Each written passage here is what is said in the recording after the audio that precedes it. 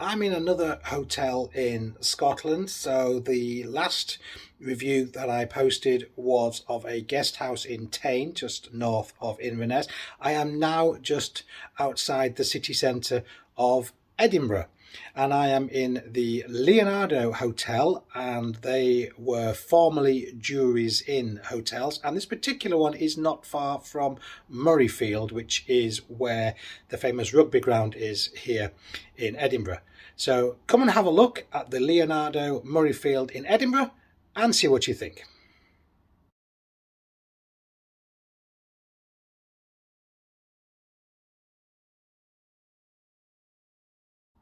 Hi, it's Craig. Welcome back. Welcome to another review. As I've already said, I am still in Scotland and I am in the Leonardo, formerly Jury's Inn. Now, I have looked at a lot of these different hotels in the past, and it has to be said, this is actually the first one that I have stayed in. This particular one has cost £236, and I am here for 2 nights. Today is the 17th of April. Now, I know that is actually quite pricey, but Edinburgh is quite expensive anyway. There was another hotel not too far from here that I've stayed in before, which is the Holiday Inn, and it's right by Edinburgh Zoo. And I've stayed there a few times, and it was actually more expensive than this one. So I've chosen to stay here. Now, Leonardo, I'm not 100% sure who this group is, but they have looks like they've either bought out Jury's Inn or they've changed the names, and it seems that they've done quite a bit of work on some of the hotels. This one's a bit of an unusual building. It is an older building. You come in through the reception at the ground floor, but you've got some rooms down below which you have to walk down the stairs to because there are no lifts that go down, but you've got a lift that will take you up to the first and the second floor, and then the third floor, which is where I am now. Again, there's no lift, so you've got to walk up the stairs. So you can't get to all floors if you are in a wheelchair, for example, or you have mobility issues because the lift doesn't go all the way there. But let us have a little look at the room and see what we think of this particular one. As usual, this is the view that we see as soon as we walk into the room. I would like to point out I was actually already here last night, so this is going to be my second night tonight. First thing you can see, it's actually a decent sized room, and this is a huge king-sized bed, which is actually two beds pushed together. And you'll also notice over in the corner there is a sofa bed. Now, this is actually the second room that I was given. The first one, which was actually on the lower ground floor, was just a standard room, and it had an equally similar sized bed, but didn't have the sofa bed that you see here. But the problem was it was right at the end of the corridor next to two very noisy, squeaky doors that were banging, and because I had to be up so early, I did ask if I could have a quieter room, and they gave me this, and they upgraded me. So thank you very much. I believe this is an executive room or a family room. It is catered for three. That sofa bed you see over there is actually a bed settee. It does fold out. First things first, if we look at the bed, you will notice that the pillows are right on the edge of the bed, which is unusual, and the duvet is literally right at the end. Actually, when I got into it last night, it came all the way down and was tucked under there, and at the other side of the bed, it was like this. So they've obviously moved the cover as they've cleaned it. I don't know what on earth they've put that towel on there for. I don't know what they were trying to do there. They've taken away the towel that I used this morning that I hung up, and they've just thrown that on there, which does look, if I'm honest, a bit naff. But the bed was actually very, very comfortable, and I did actually sleep rather well last night.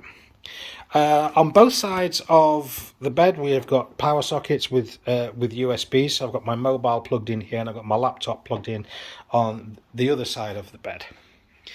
If we just look to the left here, we've got a nice large mirror, and we've got a nice large TV, the dressing area, and there is a fan that was in the wardrobe, so I had that on last night because it is actually quite warm in here. You could actually plug your fire stick into the TV. You could just get access around to the right side of the TV to actually plug it in there. Tea and coffee, and there's 3 mugs, so this room is actually geared up for 3 people. There's also 3 glasses in the bathroom as well, and we have a chair here in the corner.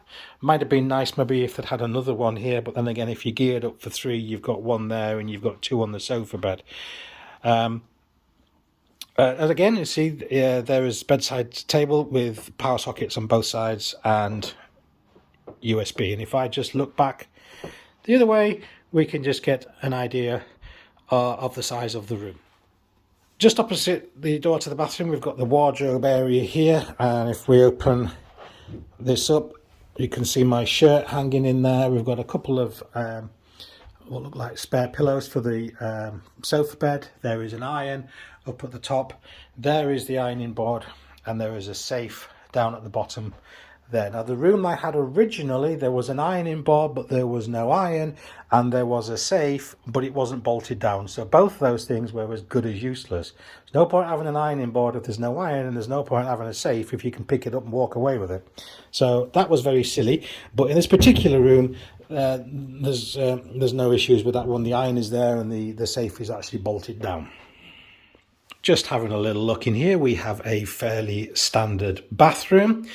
You've just got my clutter over there, so your sink and your toiletries are actually, as you can see, you've got hand soap here and you've got shampoo, shower gel in the shower.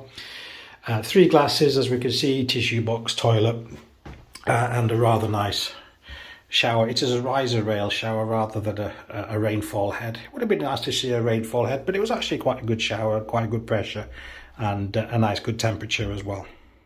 Just a quick look out of the window here. This is Corstorphine Hill. It's quite a hilly area around here. I don't know what the area is like, whether it's a nice area around here or not, or whether that's actually private property up there. I haven't actually figured it out. I did see signs saying private, but I can see some people walking. This road, as you can see overlooking the road, fortunately this isn't a massively busy road, so it's not actually too noisy out there. So you've had a little look at the room and you've had a look at the view. As I say, this particular one is quite an unusual building because it seems a little bit older with its layout and going up and down the stairs and no lift. It is on a bit of a hill, which probably accounts for the fact why there are rooms on a lower level. There is also a gym and leisure complex here as well, with a pool which guests can use free of charge, and also anybody in the local area can come and use it as well.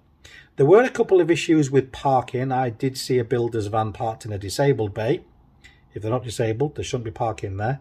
And as I got out of my car last night, a young lad in his BMW just dumped his car as close to the entrance as possible and went into the gym. Which, if you've driven 2 car lengths, there was a load of parking bays there. That really annoys me. I mean, come on, just park your car properly. Anyway, that's the little rant over. What do I think of this hotel? Well, I ate here last night as well, and I might have only had a pizza, but it's not luxury fine dining, but it's what you would expect and what you would like, especially for a business traveller. There was quite a few people who were on their own in the bar and eating last night, so it caters quite well for the likes of us. Would I consider Leonardo hotels again? Well, yeah, I think I probably would. And would I stay in this hotel again? I think I probably would stay here again, yes. The room is done to a very high standard. As I say, the building's a little bit quirky, but, you know, if it looks a little bit quirky or unusual outside, but the beds are comfortable and the room's warm and your Wi-Fi is good and your food's nice, then who cares whether it's a quirky building or not? It doesn't matter. Anything else about this particular area? Well, we've got Corstorphine Hill Park across the road. There, you're not far away from the city centre of Edinburgh. There's quite a frequent bus service.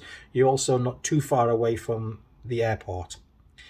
If you want to be city centre and walk the city centre, you're probably a little bit too far away for that, unless you like a good long walk. Now the time to give this hotel a score. And my score is 1 is the worst and 5 is the best. They were very good on the service when I asked if I could switch to a room that was a little bit quieter. No questions. They were very, very polite. The service from the people in the bar last night was very friendly. So you certainly can't fault the service. The hotel doesn't give you any sort of a wow factor as we come up to it. And as far as hotels go, I would say it's pretty bog standard.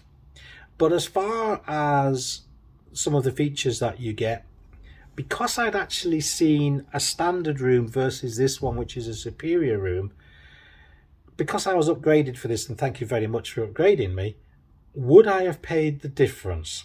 Well, having seen both rooms, I don't think it's worth the difference. One of the main things I've seen is, yes, this is a bigger room, and there's a throw at the end of the bed which goes all the way across the bottom, which the other room didn't have. I don't see the point of paying extra for a bigger room. There's absolutely nothing wrong with this, with the standard rooms, although this is very nice. So back to the question, what score would I give this? Well, do you know, I'm still thinking, and all the time I've been talking, I'm still thinking, is 3 a bit mean? Is 4 a bit generous? I think I'm going to go a half score on this. I'm going to give this one a 3.5, because there is no wow factor. All of these hotels are done to pretty much the same sort of levels, the same sort of standards, but they are the same good sort of standards. So I think if I book into another Leonardo, brackets, formerly Jury's Inn, close brackets, which is how they seem to market themselves, I would see the same sort of standard across all of the hotels. And I think what I'm going to do is I'm going to actually do that. So I'm going to book into another one of these in the future, don't know when, and I'm going to do a review on that, and we can refer back to this and we can see how they compare. So there we go. This is the Leonardo Murrayfield in Edinburgh. There are others in the centre of Edinburgh. I think there's at least 3 that I'm aware of in the centre of Edinburgh, and you are kind of like spoilt for choice with hotels around Edinburgh anyway, and also around the airport. So it just depends what your plans are and where you can get booked into. So there we go. That's all I have to say about this one. Until the next time, look forward to seeing you again right here on Craig's Life. Bye.